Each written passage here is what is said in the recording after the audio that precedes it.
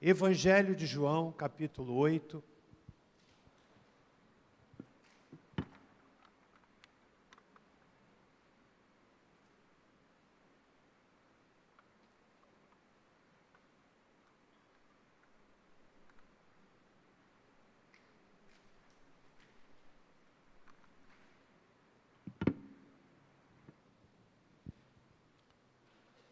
Do versículo 31 ao versículo 44, João capítulo 8, versículos 31 a 44, que dizem assim: Disse Jesus aos judeus que creu nele: Se permanecerdes no meu ensino, verdadeiramente sereis meus discípulos.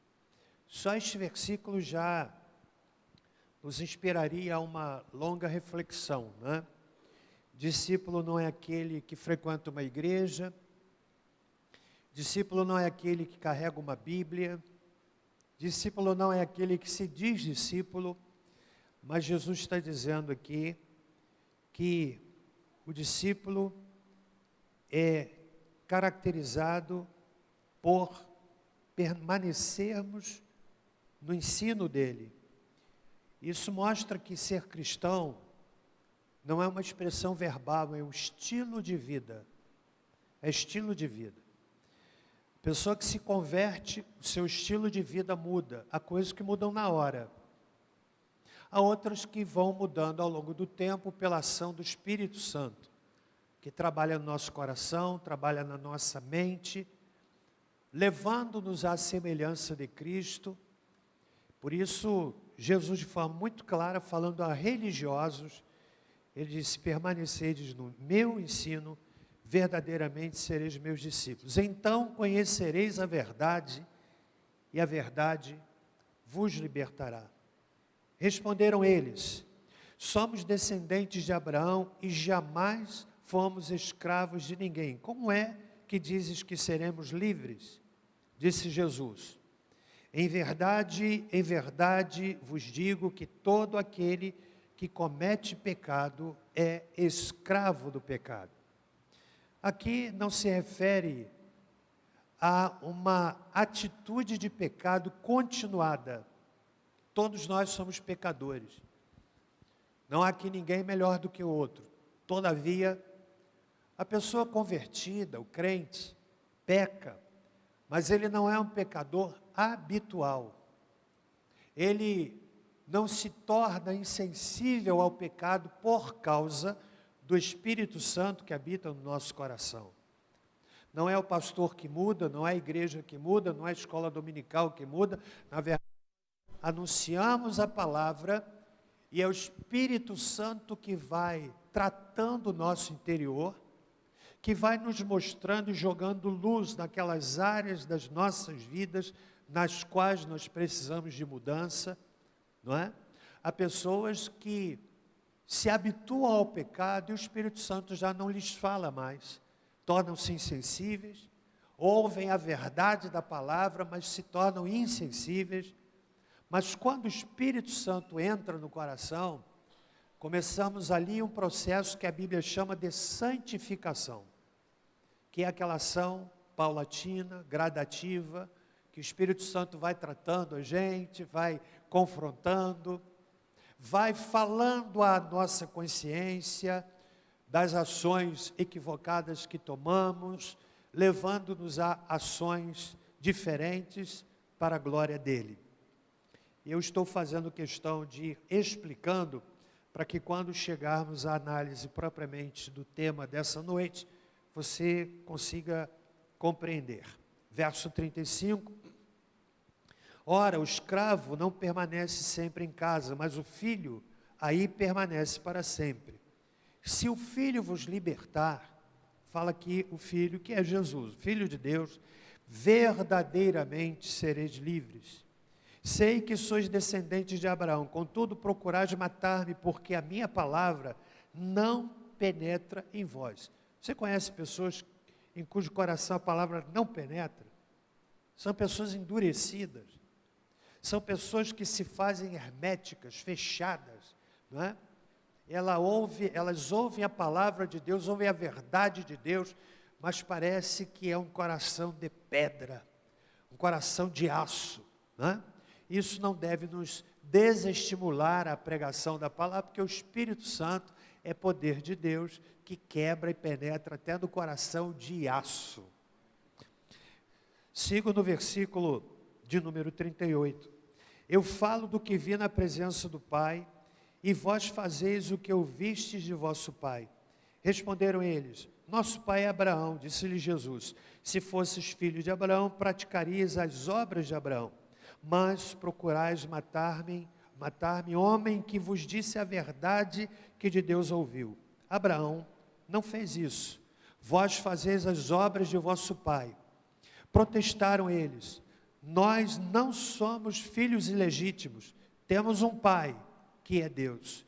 Disse-lhe Jesus: se Deus fosse o vosso pai, vós me amarias, pois eu vim de Deus e estou aqui. Não vim por mim mesmo, mas foi Ele que me enviou. Por que não entendeis a minha linguagem? Porque não podeis ouvir a minha palavra. Vós pertenceis a vosso pai, o diabo, e quereis executar o desejo dele. Ele foi homicida desde o princípio e não se firmou na verdade, pois não há verdade nele. Quando ele profere mentira, fala do que lhe é próprio, pois é mentiroso e pai da mentira. Eu quero destacar como tema da nossa reflexão nessa noite a expressão que vem do próprio texto. Versículo de número 32. Conhecereis a verdade, e a verdade vos libertará. Senhor nosso Deus, oramos para que toda barreira, todo obstáculo mental, emocional, espiritual, obstáculos que impedem a pessoa de ouvir e entender a Tua palavra, sejam desfeitos nesta hora, em nome de Jesus. Teu servo vai pregar a Tua palavra, e eu tenho pedido que o Senhor me revista de poder, para que a palavra seja fácil, seja clara, seja entendida, e gere frutos de mudança, de transformação. Eu oro pedindo isto, em nome de Jesus. Amém. Sei que o texto de João 8,32, não o texto em si, mas a compreensão dele, ao longo desses últimos anos, e especialmente no ano passado, ficou um pouco contaminado pela vinculação da expressão a posicionamentos políticos. Isso não foi bom. Mas deixando de lado esse equívoco, eu quero hoje falar exatamente sobre a verdade que liberta. Há exatos 135 anos, no dia 13 de maio de 1888, a escravidão foi extinta no Brasil por um decreto imperial assinado pela princesa regente Isabel, visto que Dom Pedro II estava em viagem e ela havia ficado no Brasil como princesa regente. E esse decreto assinado pela princesa Isabel, que na verdade se compunha de 2 artigos. O artigo 1º que diz assim: é declarada extinta a escravidão no Brasil. Artigo número 2, revogam-se as disposições em contrário. E com estes 2 decretos, politicamente, a escravidão foi extinta. Não que ali tivesse cessada a ação dos escravizadores. Essa página terrível, esta pústula na história do nosso país. O Brasil foi um dos últimos países a erradicar a escravidão. É uma página triste. Quem já leu alguma coisa sobre isto, vai se surpreender com as barbáries que aconteciam durante o período da escravidão. Há um livro, na verdade uma série de livros escritos por Laurentino Gomes, que trata da escravidão. Ele trata do seu primeiro livro, 1808, depois 1822 e depois 1889. Ele faz um registro da história do país na ótica de um repórter. No período da pandemia, eu li em um mês os 3 volumes que são maçudos. Eu me encantava, uma leitura que absorve a gente. Aí ele lançou um outro livro intitulado Escravidão. E como eu tinha ficado encantado com o registro que ele fez da história do Brasil, nas 3 primeiras obras, eu comprei Escravidão. Parece que já são 3 volumes. Comprei o primeiro e na mesma pegada, na mesma batida, eu comecei a ler o livro intitulado Escravidão. Ainda não consegui terminar. Fiquei nos seus primeiros capítulos, porque eu fiquei chocado. Eu fiquei abalado. Eu fiquei revoltado com o que aconteceu no processo do tráfico negreiro. Por exemplo, eu li naquela obra de profunda pesquisa que o tráfico negreiro era tão brutal que aqueles escravos apanhados lá na África, na verdade sequestrados na África, que se despediam da família brutalmente, não iam ver mais a esposa, não iam ver mais o marido, e quem chegando ao Brasil ali eram vendidos como coisas, famílias inteiras eram separadas, mulher indo para um lado, marido indo para o outro, os filhos levados para outro lugar, muitos escravos que morreram deprimidos, muitos que no transporte, que às vezes levava 3 meses, morriam ali, nos porões daquelas embarcações, e um volume tão grande de escravos foi trazido para o Brasil, e aquele livro dá conta, que inclusive gerou uma rotina, isso mesmo, uma rotina nos tubarões. Sabe por quê? Porque ao longo da viagem tantos morriam, que eram jogados ao mar, e em tanta abundância, que isso gerou um hábito nos tubarões, que sabiam, era só seguir o rastro dos navios negreiros, que haveriam de ter alimento daqueles corpos de homens que morriam por depressão. Imagine viajar 3 meses, num porão de um navio, sem sequer ter condições de ficar em pé, passando fome, um deitado ao lado do outro. Pense no ambiente totalmente vazio de higiene, e muitos eram jogados ao mar, e morriam, e deprimidos, chegando aqui, tratados como coisas. Eu estou fazendo esse relato para você entender um pouquinho a dinâmica da escravidão. Por exemplo, no Rio de Janeiro, havia os negros escravos, negros como eu, escravizados, que eram chamados negros pele de tigre. Você sabe por quê? Porque o sistema de higiene, de escoamento dos dejetos, não era eficaz. Então eram os negros que pegavam nas casas aqueles barris com dejetos daquelas casas. Eles os carregavam e, evidentemente, enquanto aquele recipiente balançava, os dejetos caíam nas costas, urina, fezes, e que deixavam pela sua acidez marcas nas costas daqueles escravos. História triste do nosso país. Uma história perversa.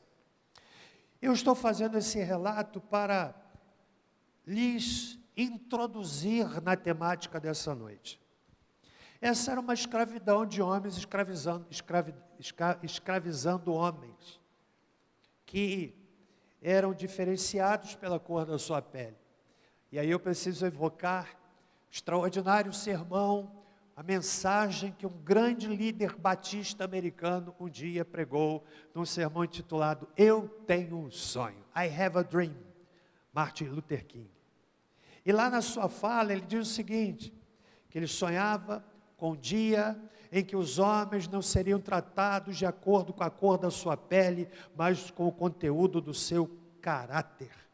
Que mensagem tremenda para um país mergulhado na escravidão, separando homens negros de homens brancos, um espaço para o homem negro, um espaço para o homem branco, essa pústula da história da humanidade e do nosso país de forma especial.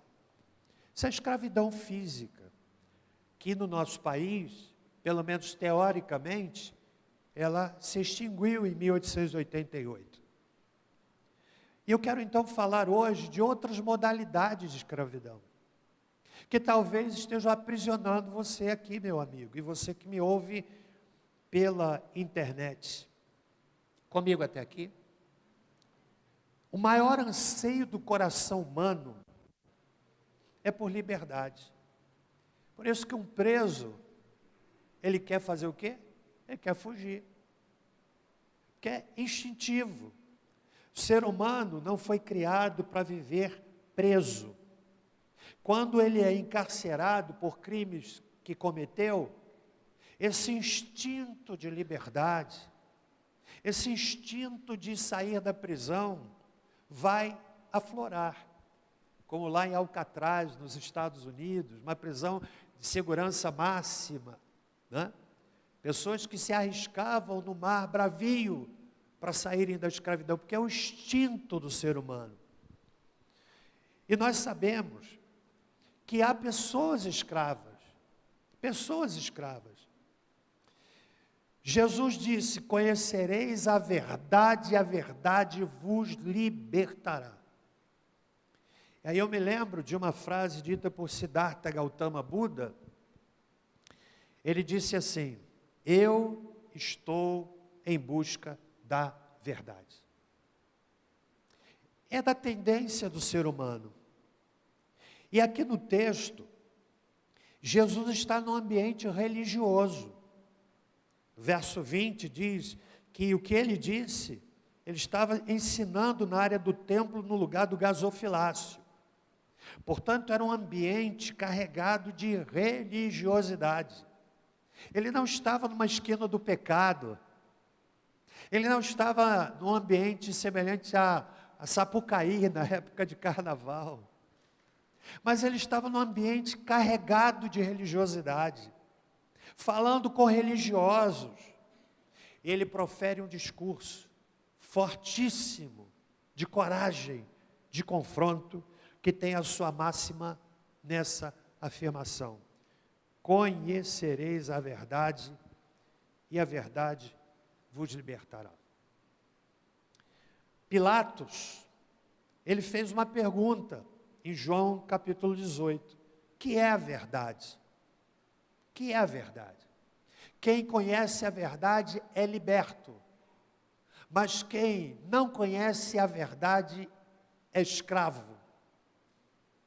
A Bíblia diz, em 2 Tessalonicenses, capítulo 2, de 6 a 11, que nos últimos dias, Satanás atuaria de tal forma no mundo, que os homens prefeririam crer na mentira. Há pessoas que, mesmo diante da verdade mais lúcida, mais cristalina, ainda preferem crer na mentira. O apóstolo Paulo disse em Romanos capítulo 1, que os homens daquele tempo preferiram trocar a verdade de Deus pela mentira. Trocar a verdade de Deus pela mentira. Assim como há a verdade, há a mentira, e você escolhe em qual delas você quer, de fato, acreditar. Preste bem atenção.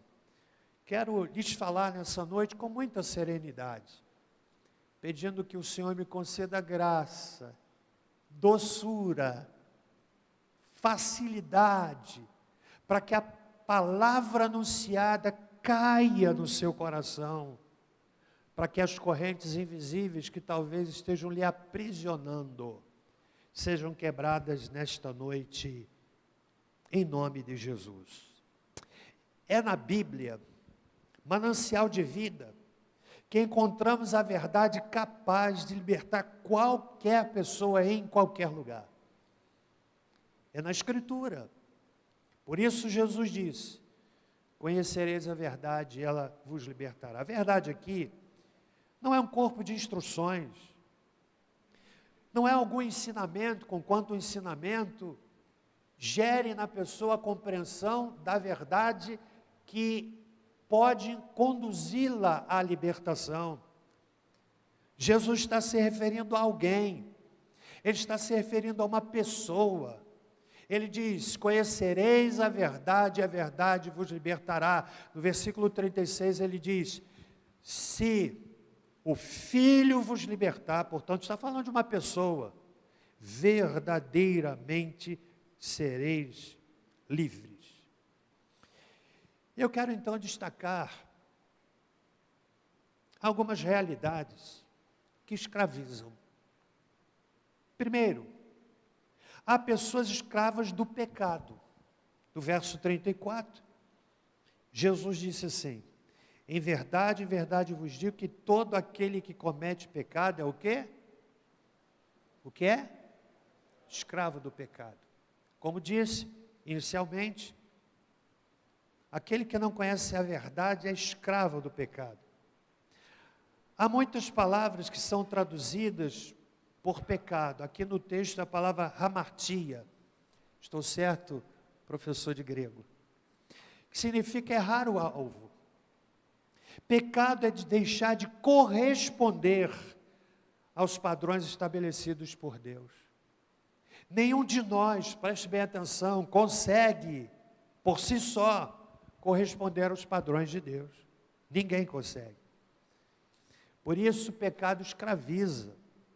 Há pessoas escravizadas pelo pecado, que sabem que estão numa atitude errada, que sabem que estão contrários a um padrão estabelecido por Deus. Elas não têm dúvidas, sabem claramente que estão fazendo, o procedimento que estão tendo, os relacionamentos que estão desenvolvendo são contrários não aos padrões de uma igreja, mas aos padrões de Deus, e mesmo assim não conseguem se desvencilhar. Sabe por quê? Porque estão escravizadas. São correntes invisíveis, não podem ser tocadas, não podem ser apalpadas, não podem ser visualizadas, mas elas estão ali presentes, pessoas escravas. Jesus disse: quem comete pecado é escravo. Então há pessoas escravas do pecado. Eu quero dizer para você, rapidamente, o que é que o pecado faz? O pecado afeta a vontade. Afeta a vontade. O escravo é aquele que não tem vontade. O escravo não tem vontade. A vontade dele é a vontade do seu dono. Ele não tem vontade. O indivíduo escravo do pecado, ele tem a sua vontade afetada. Faz projetos de mudar, mas não consegue mudar. Olham para si mesmas, fazem aquelas promessas de final de ano. Neste ano eu vou deixar isso, eu vou deixar aquilo, eu vou mudar e por aí afora, mas não conseguem mudar porque o pecado escraviza. O pecado afeta a consciência. Os psicólogos aprendem, olha que coisa interessante, que se puserem uma rã na água quente, ela saltará dali, mas se puserem um animal em água morna e forem aquecendo gradualmente, o animal poderá ser cozido sem que ele pule para fora da água quente. Ou seja, a sua consciência vai sendo amortecida gradualmente. O pecado faz isso. Afeta a consciência. O pecado afeta os sentimentos. Tiago, no capítulo 4, verso 1, diz assim: de onde vêm as guerras e contendas que há entre vocês? Não vem das paixões que guerreiam dentro de vocês? Pecado afeta os sentimentos. Aí o coração do homem se torna receptáculo de ódio, de vingança, de inveja, de tanta maldade em relação aos outros. É porque o pecado afeta os nossos sentimentos. O pecado instaura sentimentos contraditórios dentro do coração humano. Paulo retrata isso quando escreve em Romanos capítulo 7, ele diz assim: o bem que eu quero fazer não faço, mas o mal que eu não quero, esse eu pratico. E ele dá um brado: miserável homem que eu sou, quem me livrará do corpo desta morte? Mas graças a Deus por Jesus Cristo, ele responde à sua pergunta. Pecado afeta os sentimentos, compreende? O pecado ainda afasta de Deus. Afasta de Deus. Isaías capítulo de número 59, verso 2 diz assim: mas as suas maldades separam vocês do seu Deus. Os seus pecados esconderam de vocês o rosto dele. E por isso, ele não nos ouvirá. O pecado distancia de Deus. Abre um abismo entre o homem e o seu Criador. Mas ainda, pecado engana. Paulo diz ainda em Romanos 7:11 o seguinte: porque o pecado, tomando ocasião pelo mandamento, me enganou, e por ele me matou. O pecado engana. Engana em relação à eternidade. Engana em relação a vida eterna. E o indivíduo pensa assim: mas eu frequento uma igreja, eu dou meu dízimo, eu canto no louvor, frequento até uma célula. Que bom que você frequente uma célula, não é? Mas eu preciso dizer que há pessoas que têm esse tipo de raciocínio e pensam assim: então por causa disto, Deus me aceitará. Ou então, meu pai é tão piedoso, minha mãe é tão piedosa. Eu preciso dizer para aqueles que pensam desta maneira que Deus não tem netos. Você está entendendo? Deus não tem netos, Ele tem filhos. Há pessoas que se fiam na eternidade a partir da fé, da convicção dos seus pais. Meu pai é tão piedoso, ora por mim todos os dias. Então, não, eu quero dizer para você, Deus não tem netos. Ele tem filhos.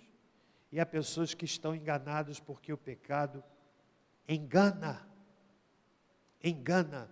Sem Jesus Cristo, meu amigo, eu quero lhe dizer com todo amor, mas com toda firmeza: sem Jesus Cristo, você pode ter a mãe mais piedosa do mundo, você pode ter o pai mais santo do mundo, você pode ter os seus familiares mais consagrados a Deus, mas eu quero dizer para você, que sem Jesus Cristo, uma experiência pessoal no seu coração, você é um indivíduo que tem um pai crente, que tem uma mãe crente, que tem um irmão crente, mas eu sinto dizer para você que você está indo para a eternidade, para a condenação eterna.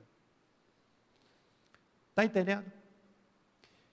Em se tratando de eternidade, eu não posso florear, porque é a coisa mais séria da vida. É onde você vai passar a eternidade. Há pessoas que não gostam de pensar sobre isso. Na verdade, até temos ouvido poucas mensagens na mídia tratando disso.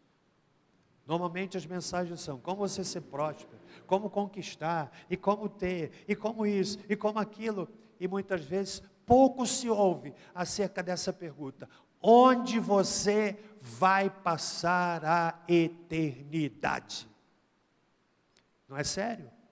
Sim ou não? Quem é aqui que pensa que vai viver para sempre? A irmã vai completar 100 anos.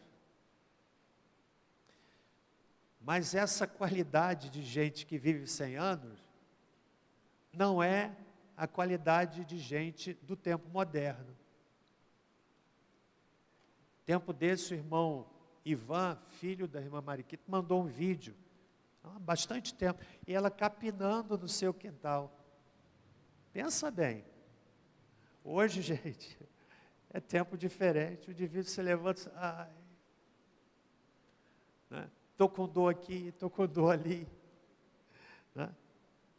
Então a vida é passageira, mas eu quero ainda dizer outra coisa que o pecado gera.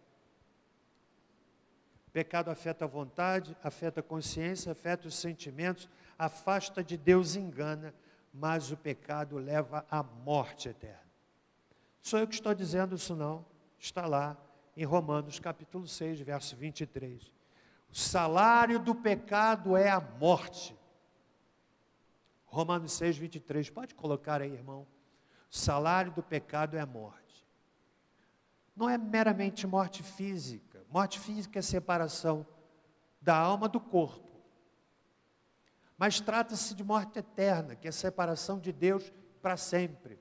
Mas o dom, o presente gratuito de Deus, é a vida eterna.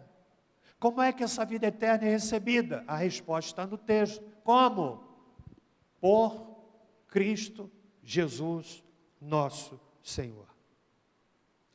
Então, nessa noite, eu estou dizendo para você que há pessoas escravas do pecado, mas também há pessoas escravas do tradicionalismo.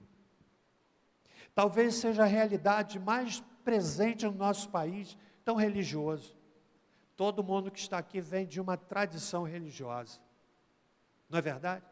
Todo mundo vem, seja católica, espírita, evangélica. O Brasil é um país de essência religiosa. Desde o momento em que os colonizadores chegaram aqui, fincaram no Brasil uma cruz, definindo essa matriz religiosa da nossa nação. E há pessoas escravas do tradicionalismo. Tradicionalismo é uma coisa, tradição é outra. São coisas distintas.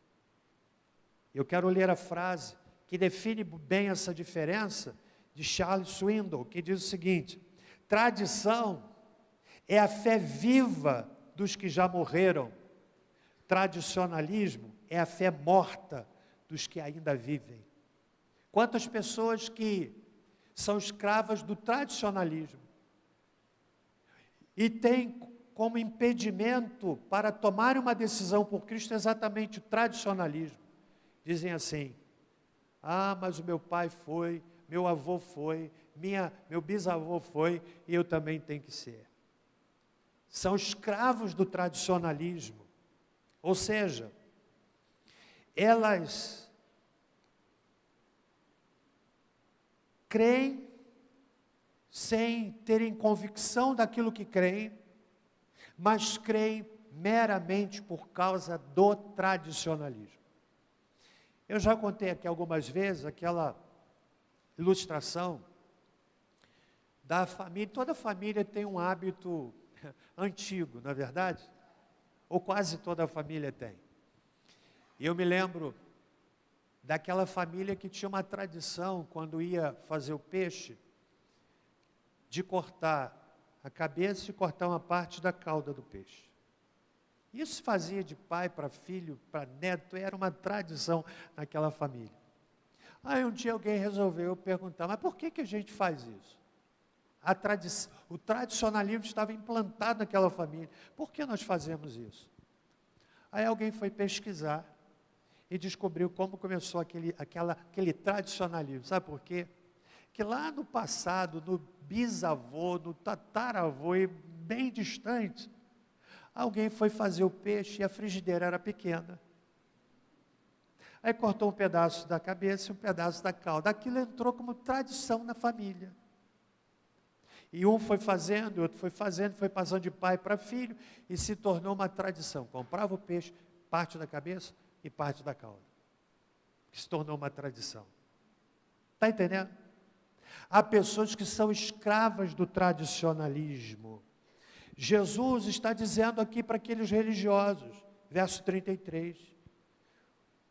Os seus interlocutores diziam: somos descendência de Abraão. Ou seja, evocavam uma tradição. e jamais fomos escravos de ninguém. Como é que dizes que seremos livres? E Jesus então disse que aquele que comete pecado é escravo do pecado. Talvez você esteja escravizado pela tradição ou pelo tradicionalismo. Carrega uma tradição religiosa, até gosta de vir na igreja. Obrigado por você estar aqui. Eu espero que essa minha palavra não afaste você. Até gosta. Mas aquele louvor que se canta, aí ele chora. Mas não toma decisão. Sabe por quê? É escravo. O que eu vou dizer para os meus pais? Ah, mas a minha mãezinha, né? Meu avôzinho. Querido, eu sinto lhe dizer, pode ser que você esteja sendo escravo, escrava do tradicionalismo. Está entendendo? Quantos estão entendendo aqui? Porque se não entender, eu prego tudo outra vez. Amém, gente? Seguindo um pouco mais adiante, há pessoas escravas da mentira. No verso 44, Jesus está falando do diabo. O diabo é mentiroso e pai da mentira. Preferimos crer na mentira, preferimos desprezar a verdade. Ah, quantas pessoas, do ponto de vista religioso e espiritual, estão preferindo crer na mentira. Enquanto eu lia e estudava e relembrava para a fala dessa noite, eu cheguei a uma história muito bizarra, lá do Japão, dos monges budistas japoneses, Sokunshibutsu. Esses monges budistas do Japão. A prática já foi extinta no Japão, mas a chamada automumificação. Monges que, num processo de 1000 dias, entravam num processo gradativo, doloroso, de automumificação. Se você entrar na internet, você vai ver. 24 deles foram encontrados. É um processo gradual, cerca de 1000 dias, de ir retirando água do corpo. Depois tomavam chá de determinadas ervas, para que a pessoa fosse emagrecendo. E aquele chá tinha por finalidade impedir um processo de putrefação, de apodrecimento. Depois eram colocados numa gruta que era lacrada apenas com um cano de bambu para que eles pudessem respirar. E eles tinham lá dentro um sino que eles periodicamente deviam bater naquele sino para expressar que ainda estavam vivos, e quando não podiam mais tocar o sino, eles entendiam que o monge estava morto e lacravam aquele tubo, e depois eles eram removidos daí muito tempo depois. 24 deles foram encontrados intactos. Outros não venceram o processo de apodrecimento, e esses 24 monges budistas, seus corpos estão lá no Japão. Você observa que eles estão na sua posição de lótus, sentados, pele e osso, obviamente, porque creram numa mentira. Será que você está crendo em alguma mentira do ponto de vista espiritual? Por isso Jesus disse: conhecereis a verdade e a verdade vos libertará. Mas em quarto lugar, há pessoas escravas de coisas.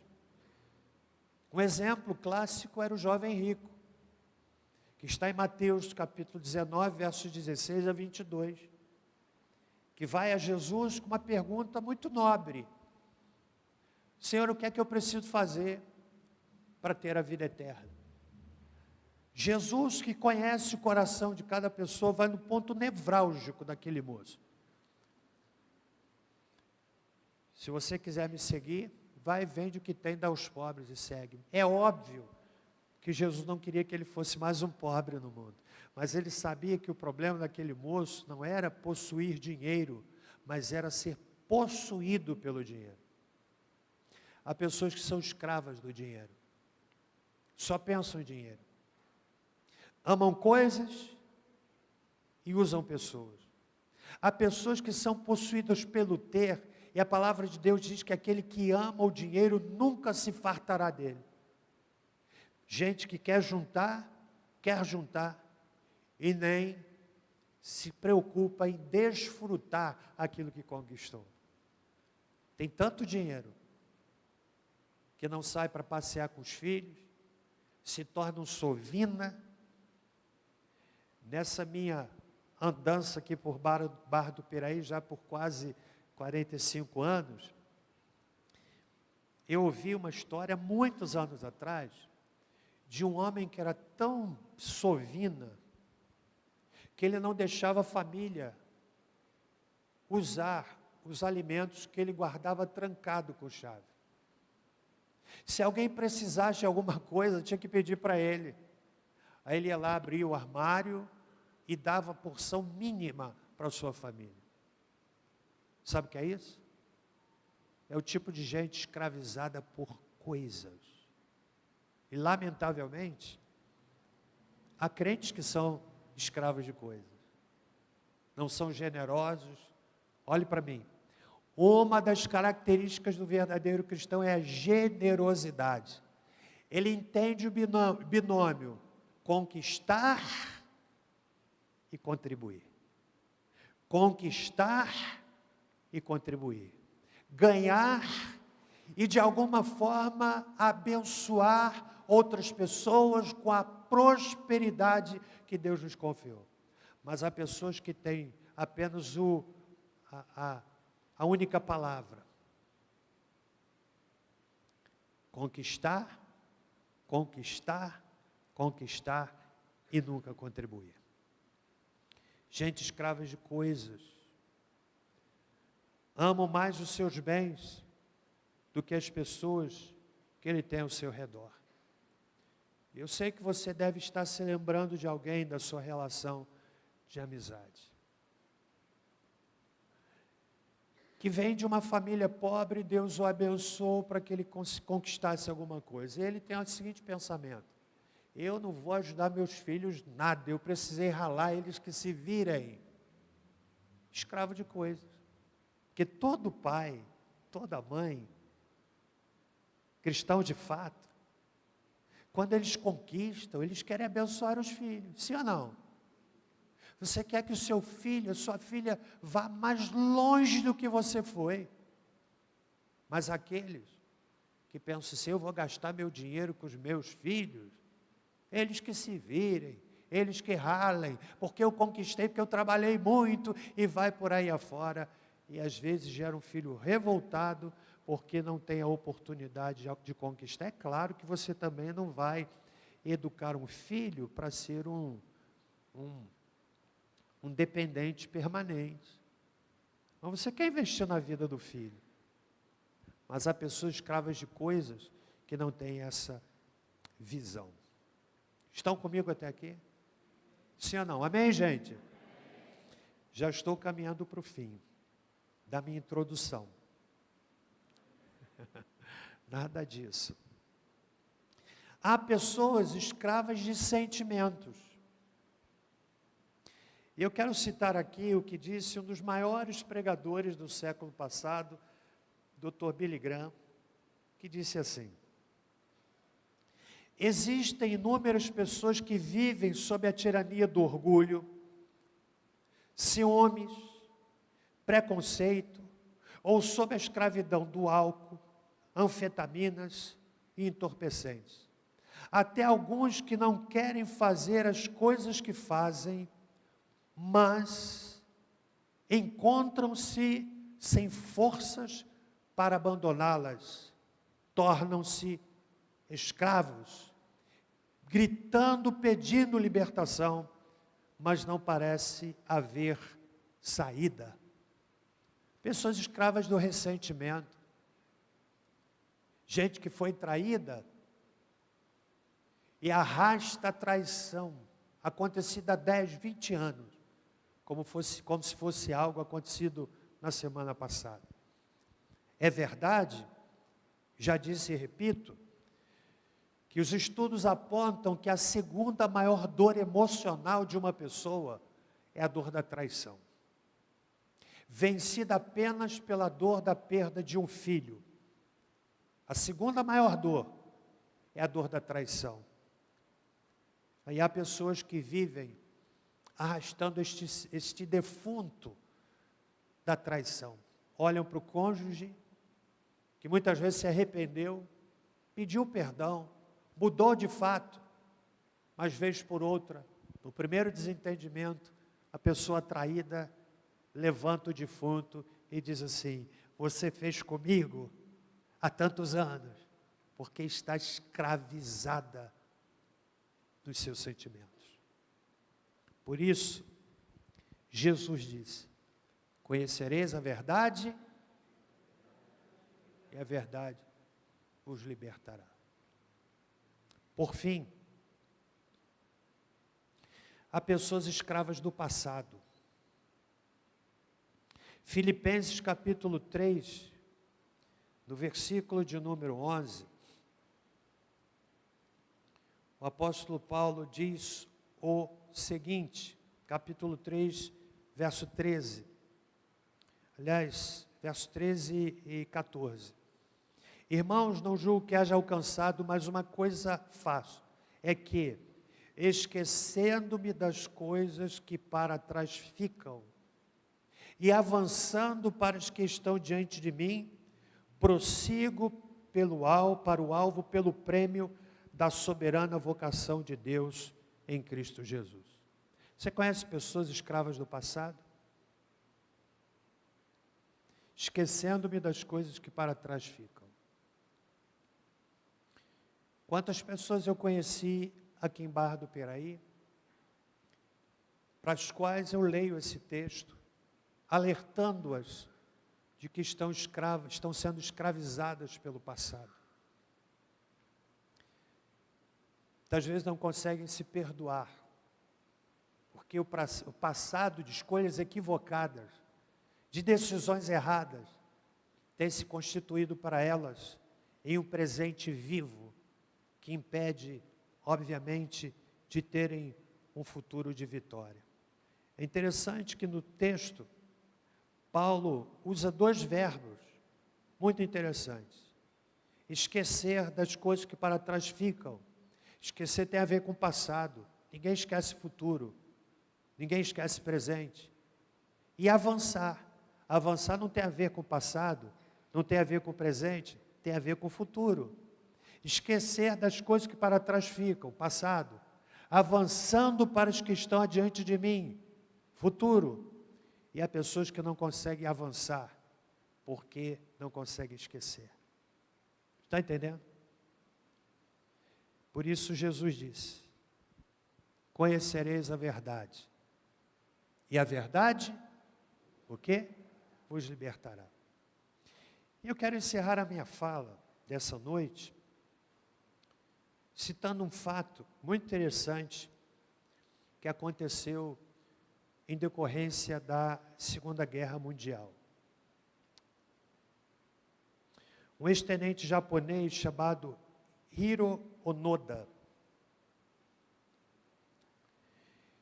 ele ficou 29 anos escondido na selva filipina, porque não acreditava que a Segunda Guerra Mundial havia terminado.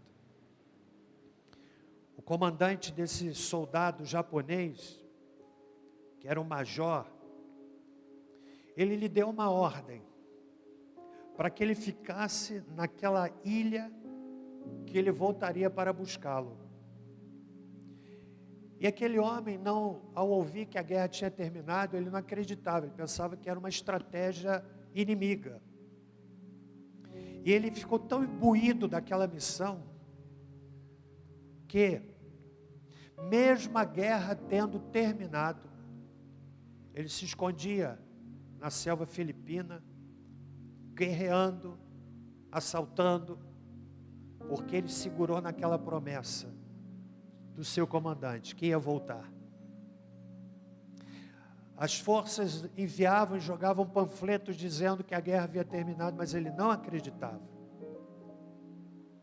Porque ele estava escravizado pelo passado. 29 anos após a guerra, ele ainda respirava o ambiente da guerra. A guerra acabou, 1945, e ele foi encontrado no ano de 1974. Foi levado para Tóquio. Morreu com 91 anos. Perdeu 29 anos da sua vida. Morando sozinho, no meio do mato, porque não havia acreditado que a guerra tinha terminado. Isso está em um filme. Esse soldado japonês foi homenageado no Brasil pelas forças brasileiras, pela sua dedicação, seu heroísmo em defender aquele espaço, ainda que a guerra tivesse terminado. Mas era um escravo do passado. Jesus disse: conhecereis a verdade, e a verdade vos libertará. Será que há alguém aqui nesse auditório, ou que me ouve em casa, que de alguma forma se identificou com algumas dessas expressões de escravidão? Gente escrava do passado, escrava da culpa, escrava do ódio, escrava do pecado, não consegue se libertar, escrava de sentimentos, e de pensamentos. Nessa noite, a palavra de Jesus é esta: conhecereis a verdade. Verdade que é uma pessoa, e a verdade liberta. Curva a sua cabeça, quero orar por você. Você que me ouve e assiste pela internet, talvez trazendo à sua memória nesse momento algum tipo de escravidão. Escravo de vícios, escravo de tantas coisas. Eu quero dizer para você que Jesus liberta. Ore comigo,